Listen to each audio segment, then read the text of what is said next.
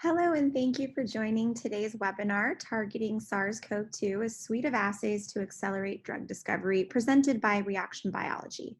Just a few reminders before we begin the presentation. The webinar is being recorded and will be made available to all registrants and attendees within 48 hours after the event.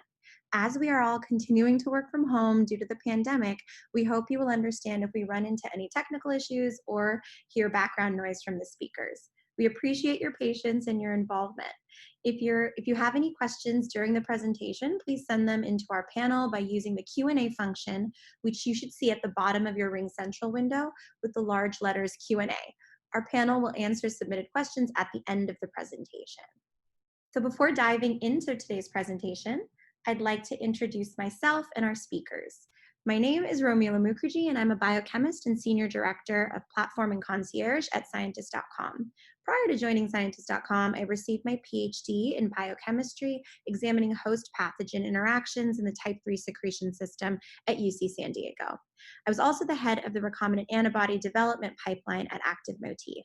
At Scientist.com, I work with the broader research concierge team to ensure requests placed through the marketplace contain the most accurate technical information to be routed correctly to our supplier network. Now I'd like to introduce Rebecca Eells, one of our speakers for today's talk. We have Rebecca Eells from Reaction Biology. In Rebecca's role as the Associate Director of Biophysics at Reaction Biology, she focuses on surface plasmon resonance, or SPR. SPR was a major component of her graduate work at Carnegie Mellon University, where she studied the interactions that drive proteins to cell membranes, as well as the structures they adopt on the membrane surface. At Reaction Biology, she uses two Biocore 8K instruments to custom develop assays to probe drug target interactions and determine kinetics affinity of binding for both client and internal projects. While the majority of her work is focused on small molecule protein binding, she also conducts fragment screens, antibody interaction screening and kinetic affinity determination, nucleic acid target binding, peptide target binding, and cofactor competition assays.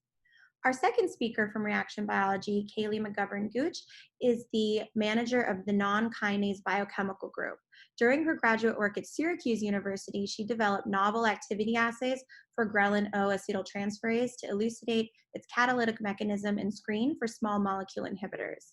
At Reaction Biology, she oversees many fluorescence-based activity and binding assays, including protease, D-ubiquitinase, phosphatase, and HDAC assays. So now I'd like to hand it off to Rebecca. Hi, this is Rebecca from Reaction Biology. We'll just start with a brief outline of what will be discussed in this presentation. I will be taking over the first part, which is general information about the viral life cycle and which stages are being targeted for drug development or drug repurposing, and then strategies for inhibiting viral entry with a focus on the interaction between the host cell protein ACE2 and the viral spike protein. Specifically, I'll focus on biophysical or surface plasmon resonance, or SPR assays developed to probe molecules that inhibit the interaction between ACE2 and spike. Then I'll pass the presentation over to Kayleigh, who will talk about host and viral proteases as therapeutic targets, and covering a range of biochemical assays with protease targets, including tempers, furin, capsaicin L, and PLpro and Mpro. So looking at the life cycle of this virus and where is being targeted for drug interactions, it starts with entry of the virus into the cell, and there's disruption of this interaction between ACE2 and spike. We're looking at antibodies primarily, as well as small molecule compounds. Then once it's in the cell, it goes through endocytosis. So there's been drug development and repurposing for inhibiting the endocytotic process, so either stopping the virus from entering the cells by initially blocking the interaction, or once it's in the endosome, working to change the pH so that it can't go through its full process, or interfere with the clathrin-mediated process of endocytosis to basically prevent the virus from being able to release its genome into the cellular environment where it can replicate.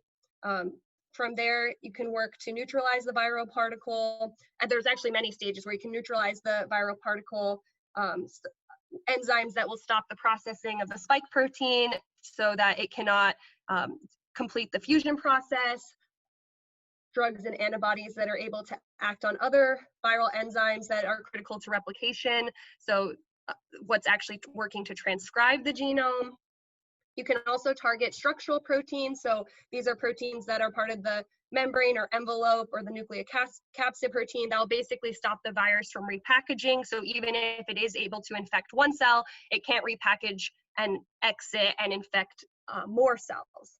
Or you can work to restore the host's innate immunity by using agents that can produce virulent factors to basically be able to more effectively identify cells that are infected and stop the spread. So that's just a basic introduction of the different areas where drug discovery is going on. For the purposes of this talk, we are going to be focusing on the interaction between spike and ACE2, that part of the entry process, as well as proteases that are involved in the processing of the spike protein that allow it to be able to complete the entry process, fuse with the membrane, and release the virus into the cell, as well as other proteases that are important along the way for processing of the viral genome, allowing the virus to replicate. So here, going into more detail about blocking the host cell entry of SARS-CoV-2, there is kind of a couple different areas that could be targeted. So you can work to develop molecules that occupy the ACE2 to prevent attachment. So ACE2 is a host cell protein acting as the receptor for the virus. So if you can occupy ACE2, then the spike interaction with ACE2 cannot occur, the virus cannot attach, and then it cannot be taken into cells. Another option would be to develop molecules that can bind and saturate to the S protein. So this is the viral spike protein that sticks out of the membrane envelope of the virus and is able to interact with the ACE2. So if you, again, saturate kind of the ACE2 binding sites on the S protein, then that interaction can no longer occur. The virus is not attaching, then cannot be taken up into cells. And finally, the development of molecules that inhibit the activation of the S protein. So there's host cell proteases that need to cleave the S protein. There's an S1 region, S2 region. It has to go through this processing event in order to complete the membrane fusion and release into the cell. So if you can stop the proteases from being able to process the spike protein, you can limit the uptake of the virus into the cells and the spread of the virus. For this portion of the talk, we're going to focus on bullet points 1 and 2, and bullet point 3 will be discussed later. So the interaction between SARS-CoV-2 spike, the receptor binding domain, and ACE2, I'm not going to talk in detail about any of kind of the structural information presented here. I just wanted to give an image to what we are discussing. So we have the ACE2 receptor that's on the host cell, and then we have the spike protein, which is exposed on the envelope of the virus. And the spike protein adopts the trimeric conformation, and it consists of 2 subunits, the S1 and S2. And then the specific region, the receptor binding domain of spike, is able to interact with the ACE2, and that can trigger the endocytic uptake of the virus into the host cell. From there, processing the S2 subunit is able to mediate the membrane fusion, and the virus is able to enter the cells. So just a kind of figure to show the interaction that is occurring between the spike protein and the ACE2. To probe this interaction between ACE2 and the spike receptor binding domain, so not full-length spike, the trimeric form, but just the receptor binding region, we developed an assay using surface plasmon resonance, or SPR. SPR is a biophysical method. It's an optical technique. It detects binding events in real time, so it's sensitive to mass changes at an interface. In this type of setup, you have a sensor chip that you attach your target of interest to, so usually this is a protein. You then flow over the molecule that is expected to bind the target, and this can be a small molecule, another protein, RNA, whatever the interacting partner of interest is. You flow that over at a variety of concentrations, and as it binds, you increase the mass at your surface, and you're able to detect these changes in mass, these increases in mass as a function of time. So a sensogram looks like the figure on the right. You have your binding response, which is proportional to the mass change, and you have time. And as the molecule goes on, you have your association phase, or K on, that's your on rate. That tells you how quickly your target is engaged. And then once you've let it go for a set contact time, you stop the flow of the molecule, you switch back into just your buffer, and then you measure the dissociation of that molecule that was bound to your target from the target. So that's the pink curve shown here. That's your off rate. that's going to inform how long your target stays engaged by that molecule. And from this information, the kinetics of binding, you're able to get a binding affinity, a KD value, and that's going to provide information on the overall strength of the binding interaction. So that's from a kinetic experiment. You can also measure the binding response at steady state. So this would be, you allow your molecule to flow over at a given concentration until you see a plateau in signal. That's an equal number of on and off events. And you plot that binding response as a function of concentration, measuring somewhere between 5 and 10 concentrations. And from that, you can get a KD. It's the halfway, the concentration at which 50% of your total binding sites are occupied. So with SPR, you can get both kinetic information and binding affinity information. And with the binding affinity, there's two different approaches to being able to calculate that KD. This is an example SPR sensogram for the interaction between SARS-CoV-2 spike RBD and ACE2. So in this setup, we have ACE2 immobilized to our sensor chip acting as our target, and we have the spike receptor binding domain in flow. We measure a variety of concentrations. Those are represented by each of the colored curves, and the corresponding concentration is given in the legend. So starting at 200 nanomolar and using a 3-fold dilution to prepare our concentrations. And from this data, we are able to apply a kinetic fit and determine the on and off rate and KD, which in this case is about 30 nanomolar for this interaction. So this is one format that we can use, showing that we can prepare a chip with ACE2 that is active on the sensor chip, which in terms of surface plasmon resonance activity here is not enzymatic activity, it's binding competence. So the protein is able to bind a partner it is known to bind once immobilized to the sensor chip, and we see an interaction with the spike receptor binding domain. This is the opposite setup. So here we have the SARS-CoV-2 spike as the target attached to the chip, and we are flowing ACE2 over the top. So depending on what your target of interest is for your molecule, we have the ability to have both ACE2 as target or spike as target. And so in this case, spike is the target and ACE2 is in flow on top. We also started at a concentration of 200 nanomolar for this experiment, but used a 2-fold dilution. Each of the colored curves representing one of the concentrations measured, going from low to high. And then the black curve representing the fit line.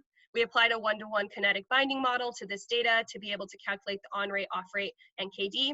And again, our KD is roughly around 30 nanomolar. So we're consistent. We get a consistent binding affinity regardless of which is the target and which is in flow, which we would expect because the interaction should remain consistent regardless of what is immobilized to the chip. So the immobilization process itself, attaching the target to the chip, is not changing the binding interaction that we see between these two since it works in both setups. So we have theoretical data shown here from our disruption assay. In our disruption assay, we will attach the target of interest to the sensor chip. We will then flow in the binding partner. So if we have ACE2 attached to the chip, we're flowing in the spike receptor binding domain. If we have the receptor binding domain on the chip, we flow over ACE2. So whichever partner is not on the chip, we flow over the top. We measure the binding response at a single concentration to determine what that response is in the absence of any test molecule. And then we can flow in a molecule that is thought to disrupt the interaction between the ACE2 and spike into our system. We first introduce it to pre-bind the target, and then we introduce the other binding partner, ACE2 or spike, to see if the response in the presence of the test molecule has changed compared to the absence of test molecule. And we like to use a variety of test molecule concentrations while keeping the spike and ACE2 concentration consistent. This way we can probe for concentration dependence to the disruption. So example of theoretical data for this would be compound A shows disruption. We see that the binding response decreases in the presence of the test molecule in a concentration dependent manner. And then when the molecule is removed, we see the binding response go back to what it was before the molecule was tested. For compound B, we see no disruption. There's some variation in the binding response for each injection. It's pretty common to see some variation in the response, just noise levels, but there's no concentration dependence. We do not see the response getting lower and lower and lower as the compound concentration is increasing. So this would suggest that compound B is not able to disrupt the interaction between ACE2 and spike. So this assay we would tailor based on client needs. So whether you think your molecule binds ACE2 or you think your molecule binds spike, we would change the setup of what's on the chip and what's in flow, and then we'd introduce your test molecule at a variety of concentrations that you select to determine if disruption is occurring. So since SPR is a mass-dependent technique, there are differences in your setup, whether you're looking at a larger molecule, let's say a protein-protein interaction like was shown for ACE2 and spike, or maybe an antibody binding to ACE2 or spike, and compared with a small molecule interaction with these proteins. The small molecule has a much lower molecular weight, and as a result, you need to have more of your target protein on the chip in order to detect the binding. So we wanted to show that not only could we get protein on the chip that is able to bind at the levels needed to see a protein-protein interaction, but that we could increase these levels to the levels needed to see a small molecule bind, and we could still have binding activity with signals where we could detect the responses and be able to apply a fit to the data. So for this work, we immobilized ACE2 to the sensor chip and used the ACE2 inhibitor MLN4760 as our positive control to check the binding responses. You'll notice that the curve looks a little different here compared to the previous data shown. That previous data was a multi-cycle kinetic format, and this is a single cycle kinetic format or a kinetic titration, meaning each concentration is injected sequentially with very little dissociation time in between each of the concentrations, and then there's one long dissociation time measured at the end. So this is often beneficial for molecules with a slow off rate because you might not get the signal to return to baseline between each injection if the off rate is slow, and that is needed for a multi-cycle approach. Or you need to be able to regenerate your chip, basically strip off so that all your binding sites are free for the next concentration to bind. Or if you don't want to expose your protein to harsh regeneration conditions, you can move to the single cycle format where it does not need to return to baseline in between each injection, and then you measure one long dissociation time at the end in order to determine the off rate. So we still measured 5 concentrations here, starting at 25 nanomolar, but each, it's in one single titration, which is why it's shown as one colored curve. Each of these little peaks is one injection of the molecule at a different concentration. So from this, we were able to apply a 1-to-1 binding kinetic fit again, and we found the KD to be around 1 nanomolar, which is consistent with the IC50 data. So we are able to detect small molecule binding to ACE2 directly if it is of interest to just determine the strength of the interaction between a small molecule and the ACE2 target. I will now be passing it off. The SPR section is concluded, and if you have any questions about SPR, I'd be happy to address them at the end. Thanks, Becca. So this is Kayleigh. Again, I'm a manager in the non-kinase group in the biochemistry department at RBC. And over the past several months, the non-kinase group has been developing a number of biochemical assays for proteases involved in COVID-19. So I'm showing here an overview of the infection pathway, which Becca already went over, but I'd like to highlight again the proteases that play a role in this process. So briefly, the spike protein attaches to its cellular receptor ACE2, which Becca covered in detail, on the cell surface. And during and before this process, the spike protein has to undergo activation and pre-activation steps by some host proteases. So these include TMPRSS2, Furin, and cathepsin L. This enables endocytosis, and so then once inside the cell, following release of the viral RNA and translation, the viral proteases PLpro and Mpro process the viral polyprotein. And so I'll go into a little bit more detail of each of these targets in the following slides. So pretty early on in the pandemic, the enzyme transmembrane protease serine 2, or TMPRSS2, which is a cellular serine protease, was identified as essential for cellular entry of the virus. And this is similar to the original SARS coronavirus from the early 2000s. TMPRSS2 activates the spike at that S1, S2 site, and this enables cellular entry. This was demonstrated in a cell-based viral entry assay. The authors of this study also found that cathepsin L has residual activity in processing the spike protein. And so they used camostat, which is a serine protease inhibitor, which significantly blocked viral entry through inhibition of TMPRSS2, but complete blockage of viral entry was only attained by also adding E64 to block cathepsin L as well. And so this highlights that both of these host proteases might be viable targets for therapeutic development. Another host protease that has been identified as playing a role in infection is furin. Furin is a cellular protein convertase and cleaves the spike protein at the multibasic sequence near the S1, S2 site.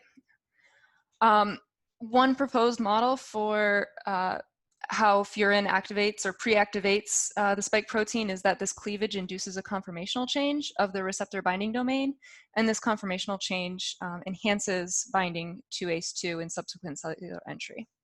So a brief overview of our protease assays. All of our protease assays follow the same basic format. They're homogeneous activity assays, which use a short peptide substrate and a fluorescent readout. So the substrates are either fluorogenic or have a FRET quencher pair.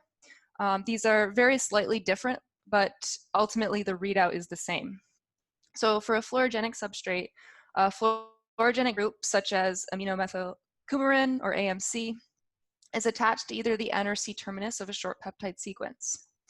The protease recognizes the peptide sequence, cleaves the peptide bond between the P1 residue and the fluorophore, and the fluorophore becomes fluorescent only upon hydrolysis. In a FRET substrate, the peptide has a fluorescent group and a quencher group on either end of the sequence. So when they're in close proximity in the intact substrate, the quencher group quenches the fluorescence of the fluorophore.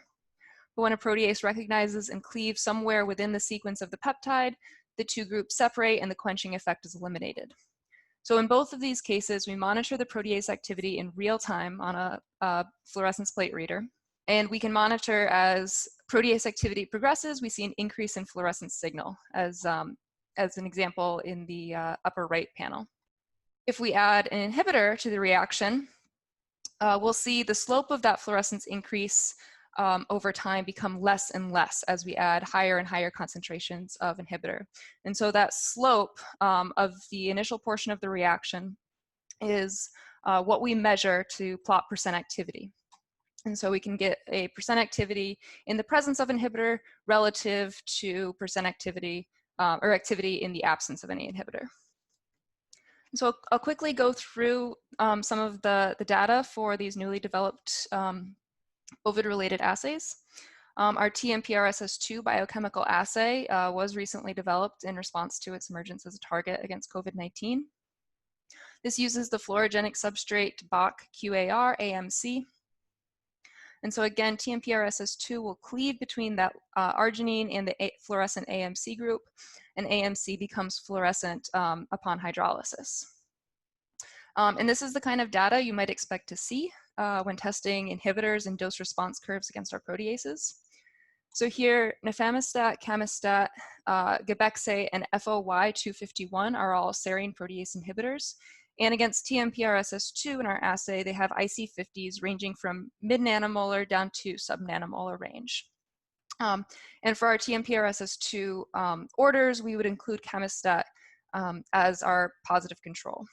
Cathepsin L, which is a cysteine protease, was actually already in our protease panel, but it has been identified as relevant to COVID-19. This assay uses the fluorogenic substrate ZFR AMC and uses E64 as our control inhibitor.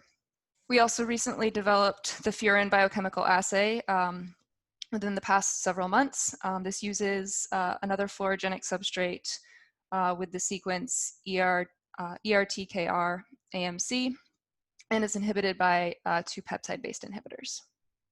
So those covered 3 host or human proteases that represent targets in COVID-19 therapeutic development, and those specifically target the viral entry into cells. And so we've also developed assays targeting the viral proteases, papain-like protease, or PLpro, and the main protease, or Mpro. And so following membrane fusion and uncoating of the viral RNA genome, the RNA is translated by host translational machinery, which synthesizes the viral polyprotein. This polyprotein is digested into functional proteins by Mpro and PLpro.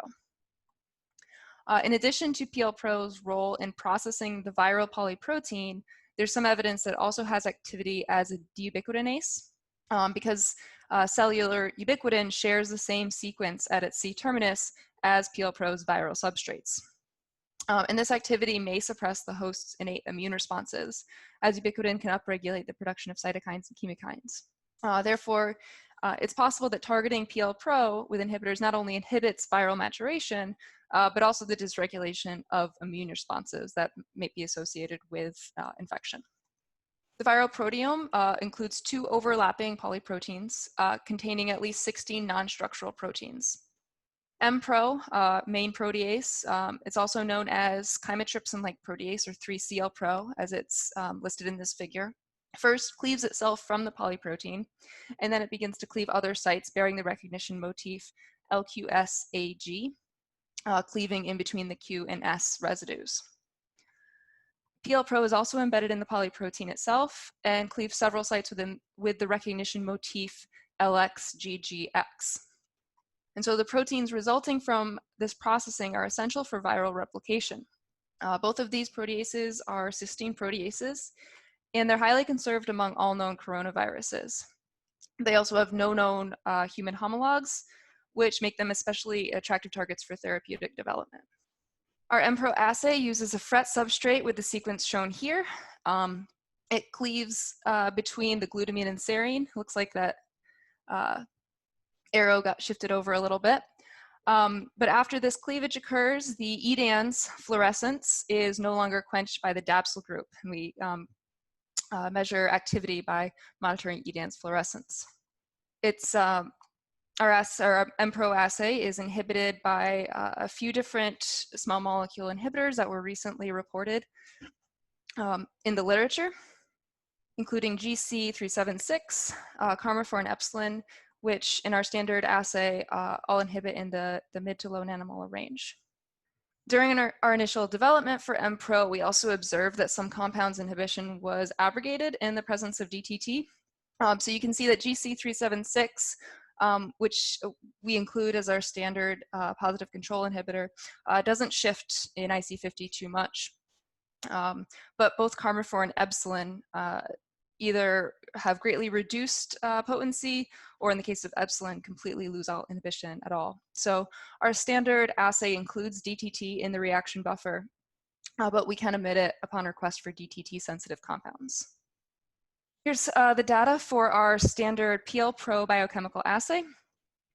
We use the short peptide substrate ZRLRGG-AMC, again monitoring AMC fluorescence for activity. And this is inhibited by PLpro inhibitor, which is a naphthalene-based small molecule in the low micromolar range. It's also weakly inhibited by several deubiquitinase inhibitors. Upon request, we can also use full-length ubiquitin AMC as a substrate. That assay has been developed side by side with the short peptide substrate. And this could be of potential interest given its potential role as a deubiquitinase. You can see that the PLpro inhibitor still has approximately the same IC50, and the DUB inhibitors have moderately better potency against this assay. So although my work is mainly focused on the development of protease assays targeting COVID-19, I also want to briefly touch on another area of potential interest where reaction biology might be able to play a role. And that's the pathways involved in the so-called cytokine storm. So dysregulation of the immune response has been associated with some of the most severe and fatal clinical cases of COVID-19. And the JAK-STAT signaling pathway is essential for this cytokine release syndrome that causes this. Inhibitors of this pathway may attenuate it. There's been some interest in targeting this pathway as a potential treatment. This pathway and the implications of inhibiting it are complex and well beyond my expertise, but we do offer biochemical kinase assays for JAKs 1, 2, and 3 in our radiometric hotspot format. So in summary, reaction biology offers a number of biochemical enzyme assays aimed at facilitating COVID-19 therapeutic development. These include our host proteases, Furin, cathepsin L, and TMPRSS2, which play a role in viral entry. The viral proteases, Mpro and PLpro, which play a role in viral replication. The Janus kinases 1, 2, and 3 in our hotspot format. And our cell-based assay department also offers JAK2 and 3 in nanoBret format. Great. With that, oh, sorry, go ahead. No, thanks, Kayleigh. That was a very informative presentation. I see we do have a couple questions from the audience, and just as a gentle reminder, we do have the Q&A section, or the little chat box that you can then submit any questions that have come up during the presentation for any of the audience members, but I can start by listing a couple that we've received so far. So to start it off, are there any potential for false positive hits from interference by test compounds in the protease assays?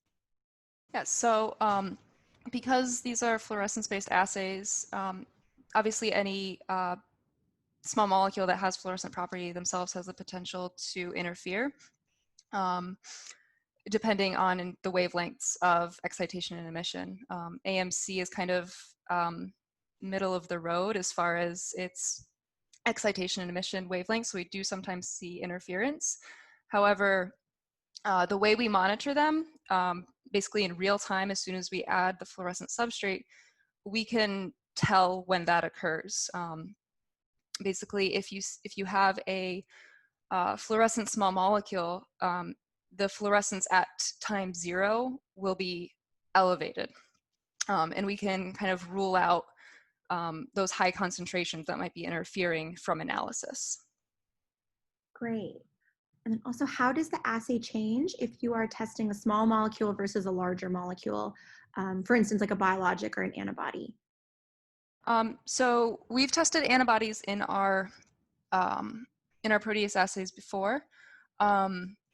Ultimately, as long as we are able to get the concentrations that you need, which depends on the stock concentrations, there's no real difference on our end.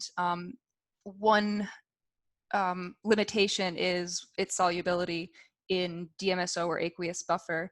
That kind of changes the assay setup, because normally our small molecule inhibitors are added by shooting very small amounts, nanoliter volumes of DMSO, but adding larger volumes of aqueous buffer, compounds in aqueous buffer is completely possible as well.